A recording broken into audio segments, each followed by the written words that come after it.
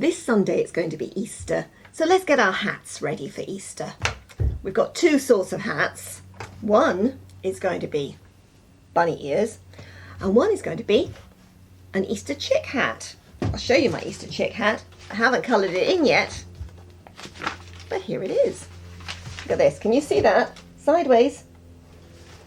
Very funny, isn't it? But it's quite fun to make, and you can make them. Make one for yourself, or you can make one as an Easter present. Here he is, look. And if we flap him, his wings flap a little bit. Now, he's quite difficult to make, so if you're a big brother or big sister, don't forget Kids Club rules. Look out for the younger ones. You could help them to make one, couldn't you? But if you don't want to make anything as difficult as this, you could make some bunny ears on a headband, or you could do both. Okay, so we're going to start first of all with the things that we need. I'll put him back down here. Right, for the bunny ears, we're going to want some cardboard. Thin cardboard like this, cereal packet or something like that, that you can easily cut, or someone can easily cut for you. Okay. For the chick hat, you need 3 pieces of paper about this size. This is printer paper. So if you have some paper, or if you've got coloured paper, it would be nice. I used to have yellow printer paper, but I haven't got any anymore. So my chick is white until I've coloured him in or put some paint on him. Okay. Now, let's start off with the bunny ears.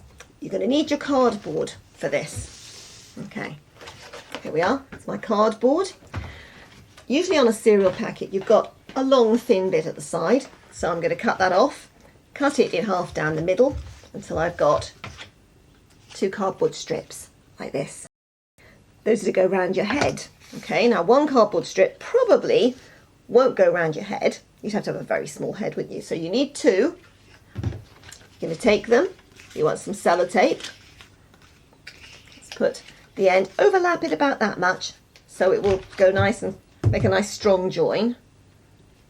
This is where I've got to find the sellotape end. Okay, so piece of sellotape, wrap it right round, make it nice and strong. Okay, if you're not old enough to use scissors, or you're not very good using scissors yet, I'm sure you can get mum or dad or whoever is looking after you to give you a hand with the cutting. Okay, it's quite strong. Okay, there you are. Don't join the other ends until you know how big it has to be.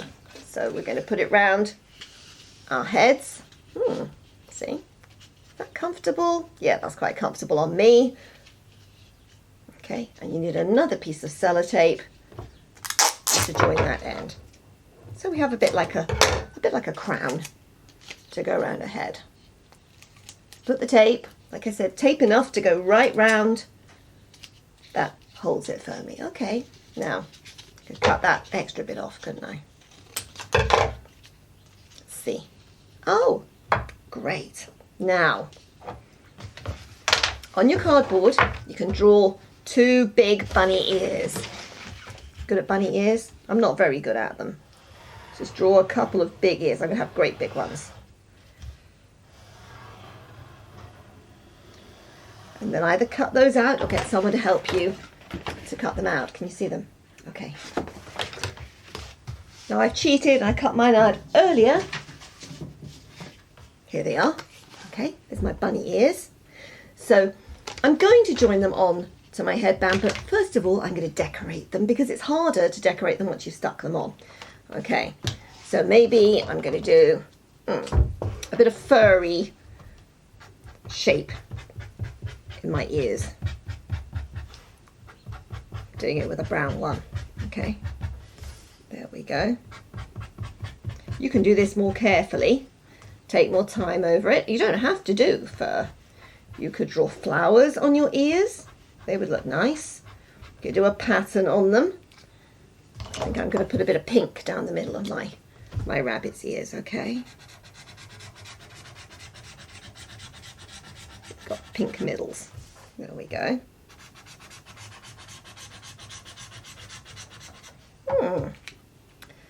Now we're going to stick them on. Okay, now remember the bits that you joined are going to go at the side, otherwise you're going to have a join right in the middle of your forehead. So, okay, so they're going to want to stick on to the front here. Put the ear down inside, okay, You need another 2 pieces of sellotape. I've let the end disappear again, haven't I? Okay, you've got 1 piece of sellotape for each of your ears. Okay, going like that, and it's going to stick down there inside the headband. Okay, don't forget to have it facing forwards. You don't want to see the cornflakes. Okay, there we are. What do you think about that? Do you like it? I think that's quite nice. Now, of course, if I had been taking more time, before I stuck the headband together, I would have decorated the headband. Maybe I could have written Happy Easter across it. Or if I was giving it as a present, I could have written Love from me on it. Or I could draw flowers or Easter eggs. Or if you have stickers, you could put stickers on, or little gems, or whatever you've got at home. Make it look very pretty. I don't think this is going to look very pretty. I think it's going to look very funny. Should we try? What do you think, Rob? He's pulling a face at me. Anyway, you can easily make one of these, can't you? Now we're going to make the Easter chick hat, which is harder to make, but it's quite fun as well. Okay, so we'll put that one down on the table over here. Okay, this is where you need your 3 pieces of paper. So 3 of these. You're also going to need some sellotape, like we've used before. Coloured pens again. If you have glue at home, you might want to use some glue. Otherwise, you can use some sellotape rolled over so that the sticky side is out, so you can stick things on. Okay, we're going to need as well, I've got this roll, but actually my sellotape will do fine. A tea plate, that sort of size, okay. A dinner plate. And something, well, if you haven't got a big roll of sellotape like this, something with a circle about the same size to draw around, okay? So, let's start. Can you see the paper? Okay, we're going to draw, I'm going to put the chick's head. So I'm going to take my sellotape roll, or the cup if you haven't got it. Put it down on your paper. Leave a little bit of room. It's in this corner, but a little bit of room to make his beak between here and there, okay? So, and then you're going to draw around it. Hold it down, and we'll draw right round and make a circle on the paper. Okay? So that's up in that top corner, leaving a little bit of room to the side to give him a beak. Okay, we can put a beak on him now. Draw a beak is a bit like a triangle, isn't it? So I'm going to draw. Now take your dinner plate, okay,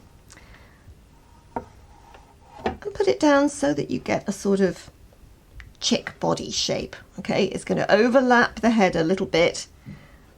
Come down a little bit further. Okay. I'm going to draw. It doesn't matter if you draw right over it because you're not going to see the drawn on side at all. There we go. Okay. So then we've got a chick with a body. And I think we want to give him a tail. So this is another triangle. Okay, we had a triangle for the beak. We're going to put another triangle on the back here.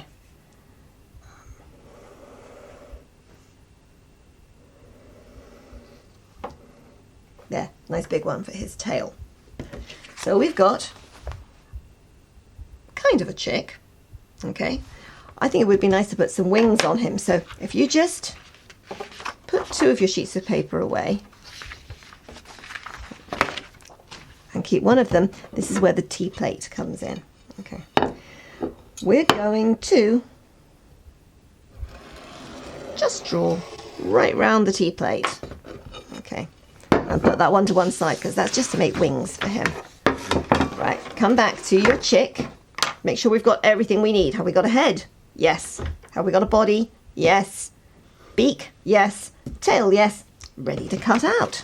Okay, so you want 2 sheets of paper. Oh, I've got a spare one. Let's put one to one side. Okay, 2 sheets of paper, and this needs to be cut out. Mums and dads, if they can't cut it out, okay, I know you'll give them a hand. So here we go. I'm going to cut mine out. 2 pieces of paper because you want 2 of these exactly the same as each other. There we go.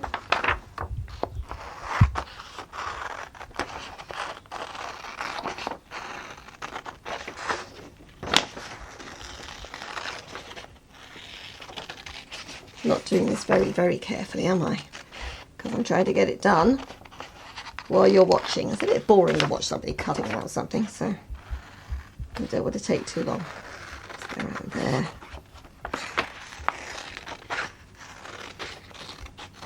Okay, lots of scraps. Okay, there's my chick.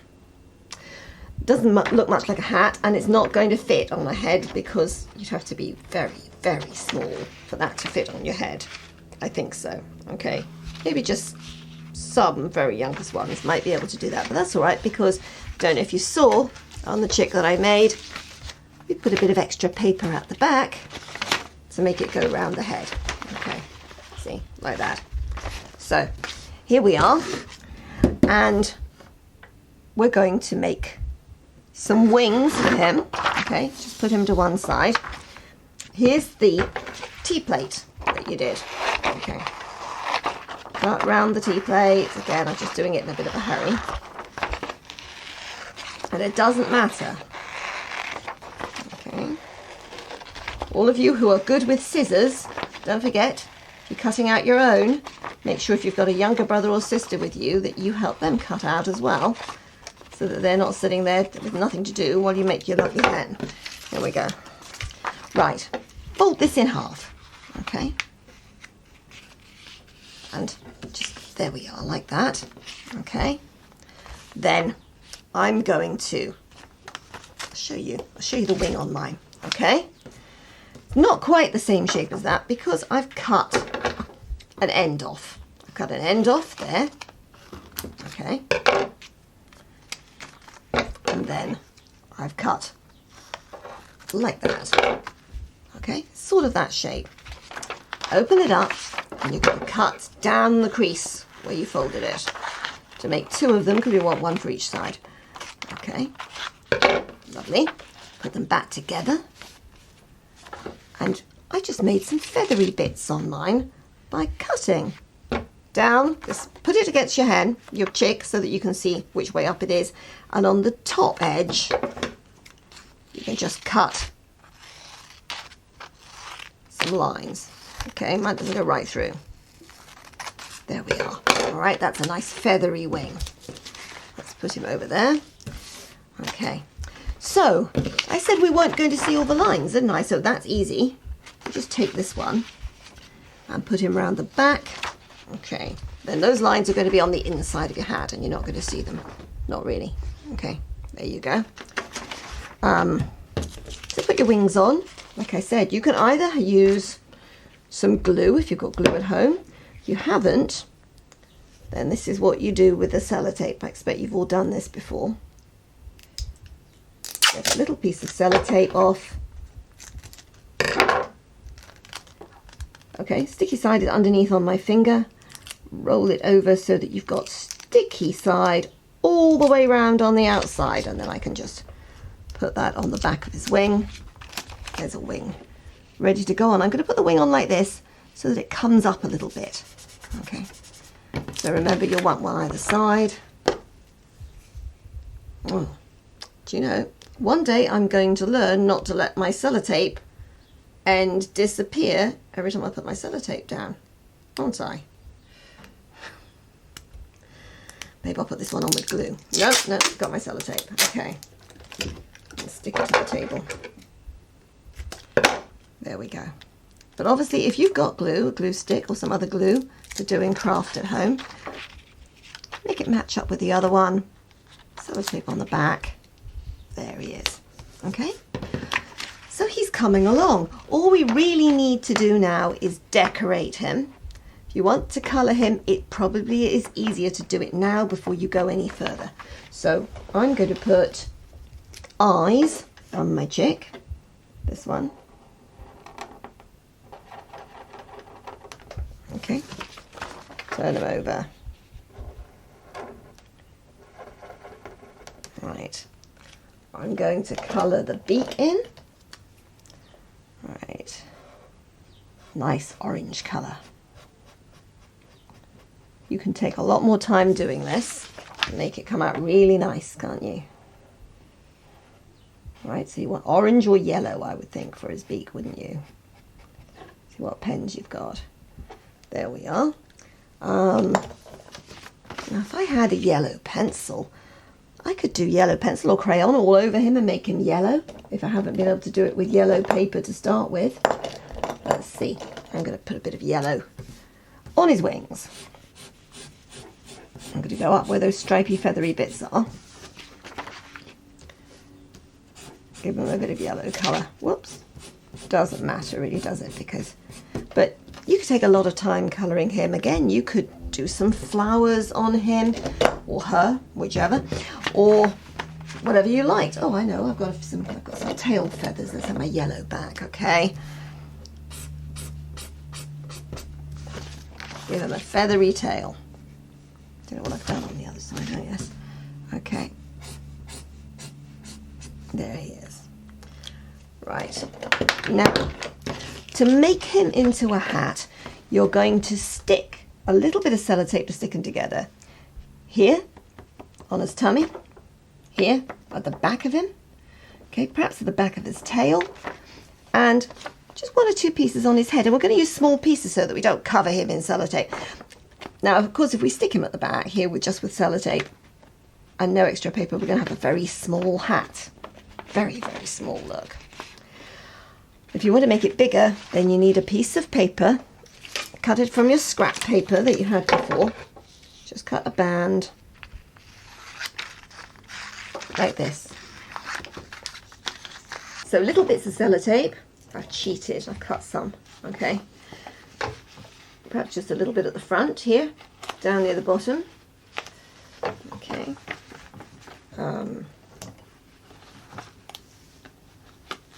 Keep his head together. So we want some bits here.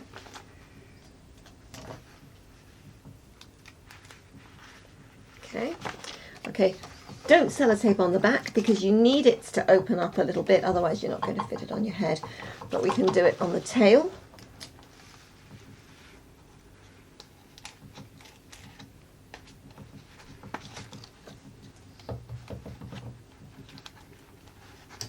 Okay. And do you remember what we said? You want to make it big enough. See, this is not really. Oh, well, I don't know. What do you think? But it's not joined up at the back, so I need a little bit of extra paper at the back. So I'm going to take a little bit of paper.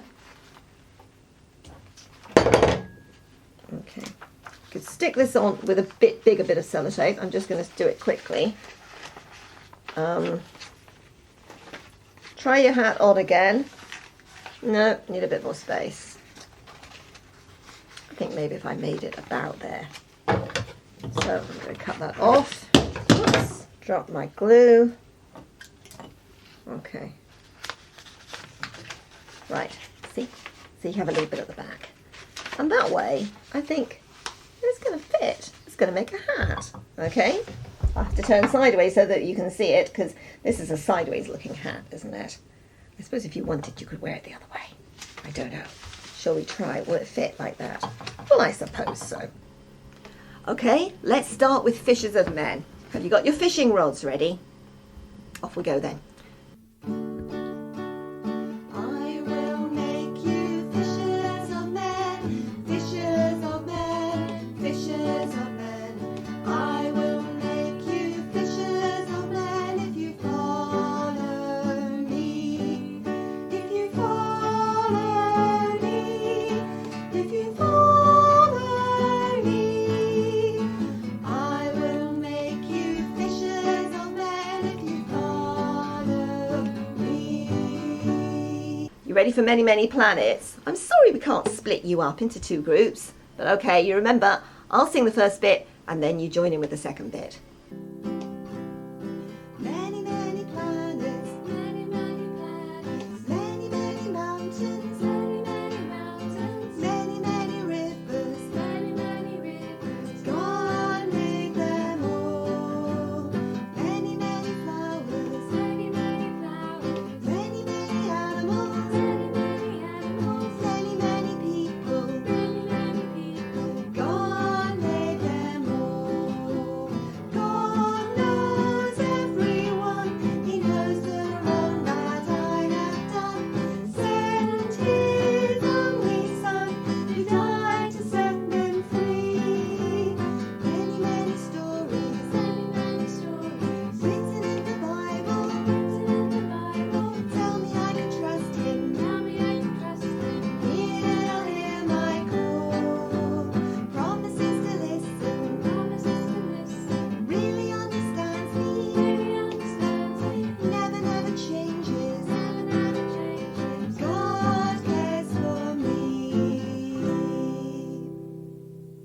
hope you've got good voices this week because we're going to try learning a new song.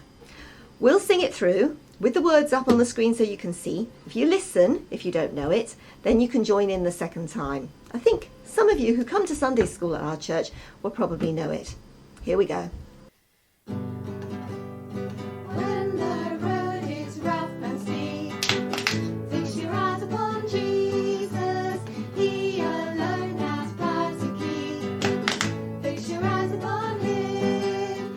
Jesus is a gracious friend, one on whom you can depend. He is faithful to the end. Fix your eyes upon Him. All of you sing along this time. When the road is rough and steep, fix your eyes upon Jesus. He alone has power to keep. Fix your eyes upon Him. Jesus is a gracious friend, one on whom you can depend. He is faithful to the end. Fix your eyes upon Him.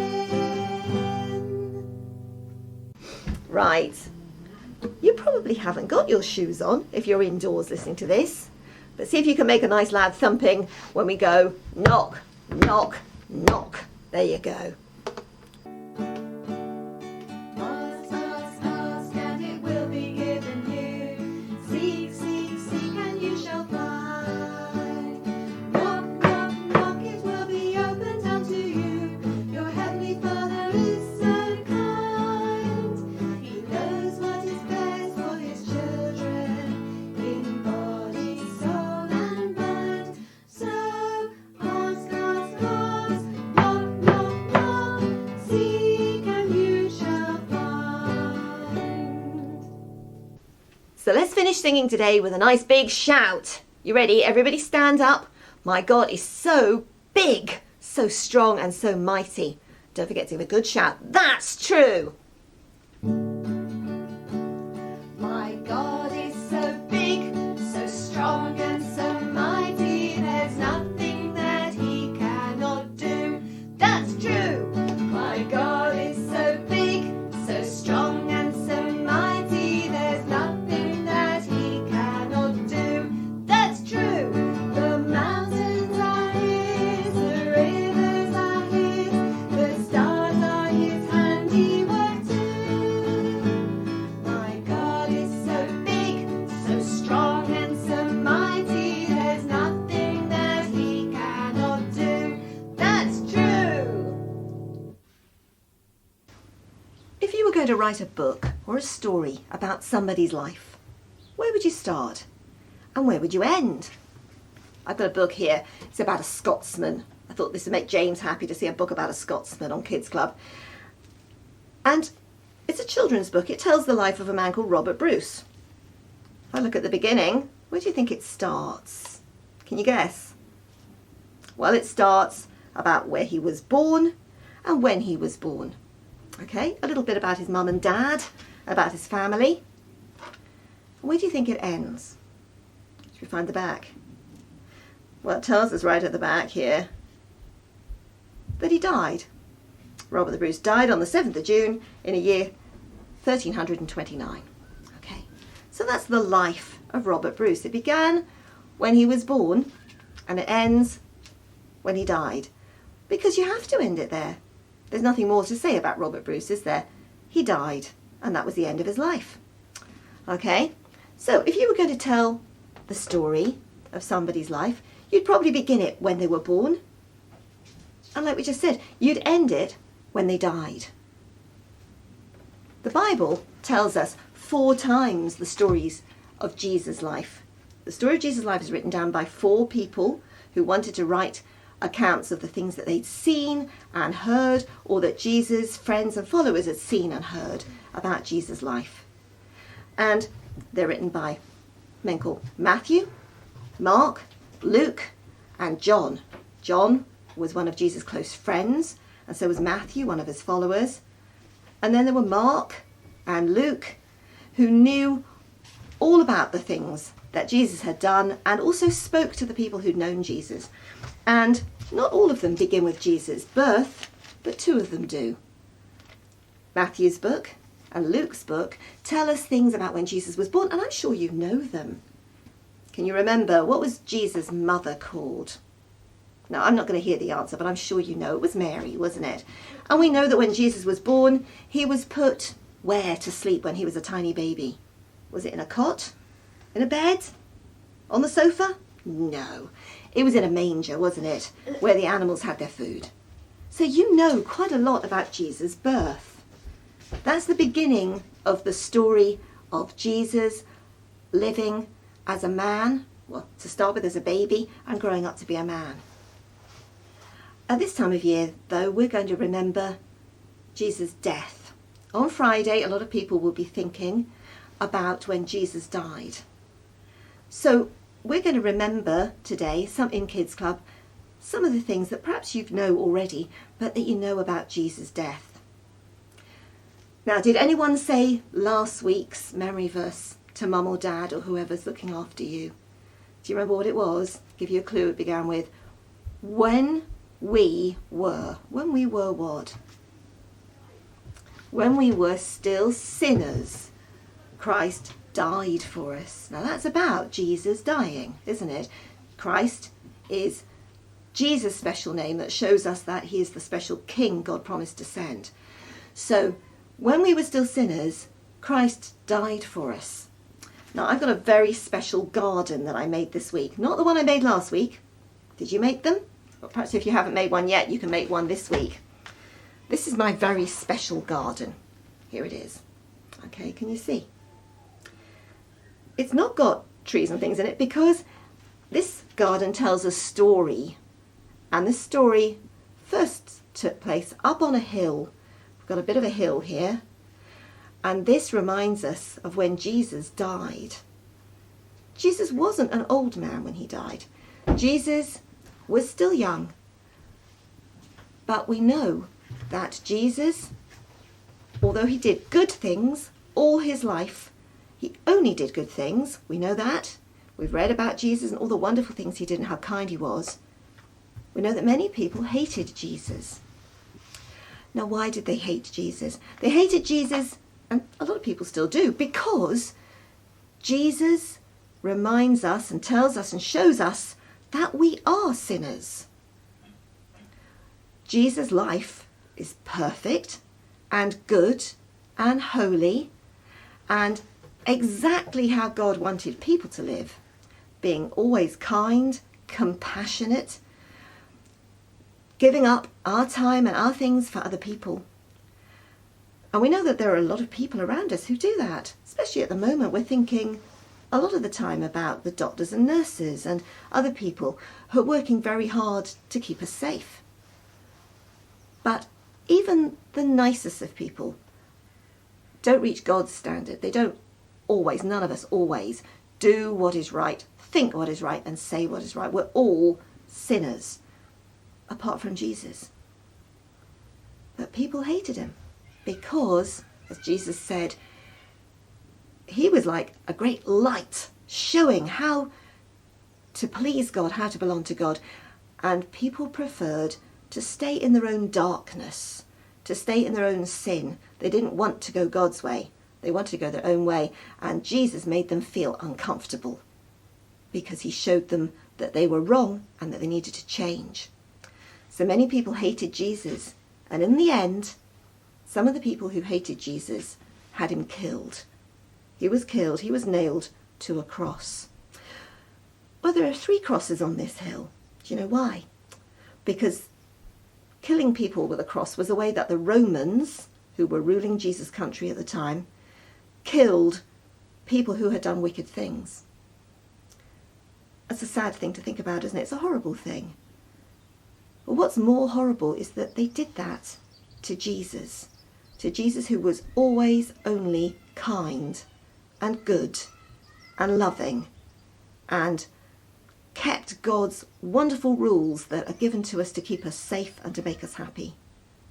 God's great plan, this great plan that Jesus was carrying out, was that he should die as if he was a sinner, so that sinners could have his righteousness, his goodness. so that it was like doing a swap. Jesus said, I will have the punishment for the sins of all the people who put their trust in me. They can have my goodness, so that when God the Father looks at them, he'll see my perfect life. It's hard to imagine giving up your life for somebody else, isn't it? But to do that for people who were still sinners, people who hated you, that's amazing. So there we are. That's the story of when Jesus died. What happened afterwards? Is that the end of the story? When Jesus was dead, two people who were followers of him asked if they could take his body and bury it. So if I turn my garden round, they would put, when people were dead, they would put them into a cave and then seal up the entrance to the cave with a big rock so that wild animals couldn't get in, so that the dead bodies were hidden away. And one of these men, his name was Joseph from Arimathea, had a cave ready to use for a tomb, perhaps for when he died himself. And they took Jesus' body and they wrapped it in cloth with beautiful smelling spices and perfumes, and they laid the body in the cave, and then the big rock was rolled down and covered up the entrance to the cave. So Jesus had died and Jesus was buried.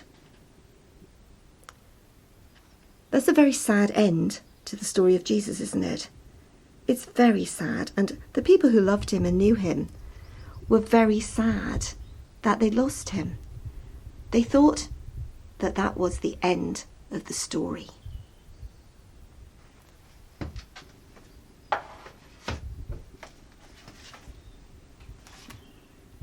But although that is the end of the story in other people's lives, with Jesus, things were different. Things were just about to become very exciting. This is what it tells us in John's book about Jesus in chapter 20. Early on the Sunday morning, while it was still dark, Mary Magdalene went to the tomb, that was the cave where they put Jesus' body, and saw that the stone had been removed from the entrance. It was open again. Now, who'd done that? She came running to tell Simon Peter and John, they've taken the Lord out of the tomb and we don't know where they've put him. She was so sad to think that someone had done that, even though Jesus had died, that someone had come and taken his body from the tomb. So Peter and John started for the tomb. They were both running, but John ran faster than Peter and he got to the tomb first. He bent over and he looked into the cave at the strips of linen cloth lying there, but he didn't go in. And then Simon Peter, who was behind him, arrived and he went right into the tomb. He saw the strips of linen lying there and the cloth that had been around Jesus' head. The cloth was folded up by itself, and then there was the rest of the cloth.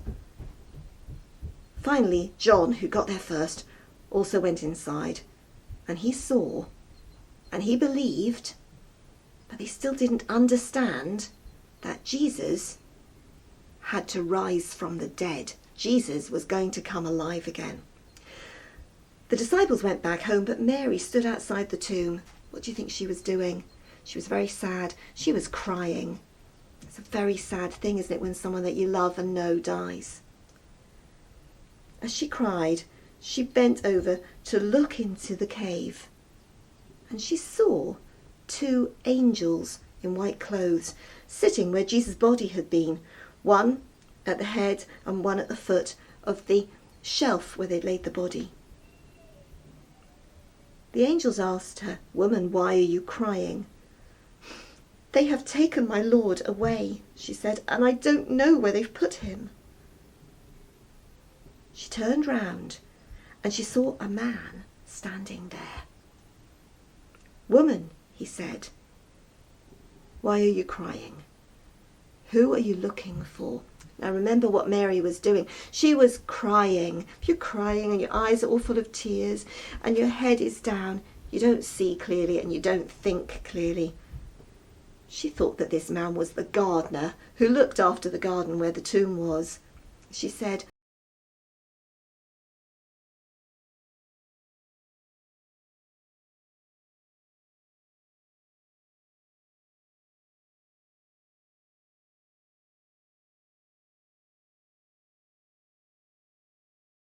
do you know who it was? It was Jesus. Imagine how you'd feel. You knew that Jesus was dead. Perhaps Mary had even seen Jesus dying on the cross. They'd come, Mary and the other women had come in the morning because they thought, we want to just do a last thing for Jesus. We want to put spices and perfume on his body. And as they'd come, they'd wondered, who will roll the stone back for us? We're not strong enough. They were full of sadness and fear and worry. And now there was Jesus saying, Mary, saying her name. He was there. Isn't that amazing? Because Jesus' story isn't like the story of Robert the Bruce. It isn't like the story of me or you or anyone else. Because Jesus' story didn't end when he died. Jesus' story went on. He came back to life and now he's alive forever. But you know, the most exciting thing about this is that Jesus said, if you believe in me, you will have everlasting life. Our story doesn't have to end when we die. It might be that other people here are not going to see us again. But if we belong to Jesus, if we're trusting in Jesus, then our life is going on and on and on and on, like God's great love, on and on forever. Not here. Jesus doesn't bring us back to life and leave us here in a world where things aren't perfect, where sad things happen, where terrible things happen. He gives us eternal life with him where he is now in heaven. Right, we're ready for this week's memory verse. Here it is. Who do you think said it? Jesus said it, okay? Whoever hears my word and believes him who sent me has eternal life. John 5 verse 24. Okay, let's read it through again. Whoever hears my word and believes him who sent me has eternal life. John 5 verse 24. We know this word eternal, don't we? It means everlasting. It means without end. So Jesus says if we hear his voice, that means if we know what the Bible says about him, we know what he's told us, and we believe him who sent Jesus. Okay? So if we believe God and what he tells us, then we have everlasting life, eternal life. Let's say it again. Whoever hears my word and believes him who sent me has eternal life. John 5 verse 24. Right, now look what I'm going to do. I'm going to get my scissors and I'm going to cut my memory verse up. Okay. If you ask someone at home to write it out, or if you write it out yourself, and then you can cut it up, okay, I'm going to put those bits there. And then we're going to test Rob and see if we can put them back together again. Are you happy? So let's see how fast Robert can do this. We'll start him off. You ready? You join me. 1, 2, 3, go!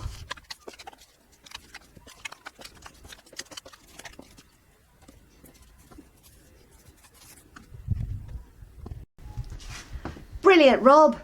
See how fast you can do it. Now, we're going to play a game. Let's go outside. Right, here we are. We're going to play Simon Says. Who knows how you play Simon Says? If you don't know how to play it, this is it. If I tell you to do something, I say Simon Says do it, then you do it. If I don't say Simon Says, then you don't do it. Let's see if Robert can play it. Come on, Rob. Okay. So if I say Simon says, he's got to do it. Simon says, put your hands in the air. Simon says, touch your nose with one hand. Touch your nose with two hands. Oh, see? He didn't do it because I didn't say Simon says touch your nose with two hands, okay?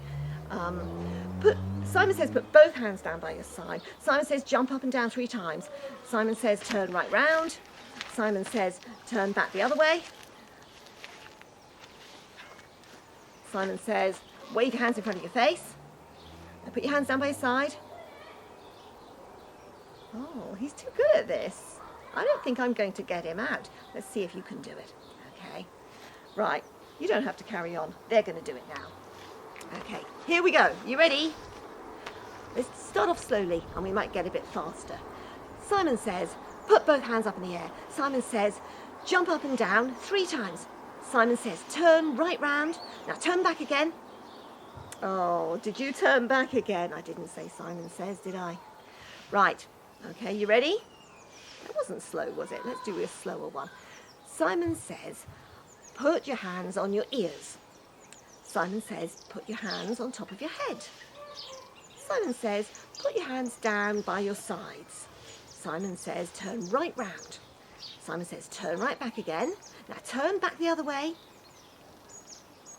You're getting better at it because you shouldn't have done it that time, should you? Right, here we go, one more time. Simon says, jump up and down. Simon says, keep jumping up and down and wave your hands in front of your face. Simon says, turn around the other way so you've got your back to me. Simon says, turn back the other way so you're facing me. Now turn back so you're not looking at me. Didn't say Simon says. Oh, how good are you getting at this? One more turn, just one more. Simon says, put one hand on your nose. Now put your other hand on your nose too. Oh dear, did you get it wrong? You have fun carrying on playing it with someone at home. We'll see you next week. Bye.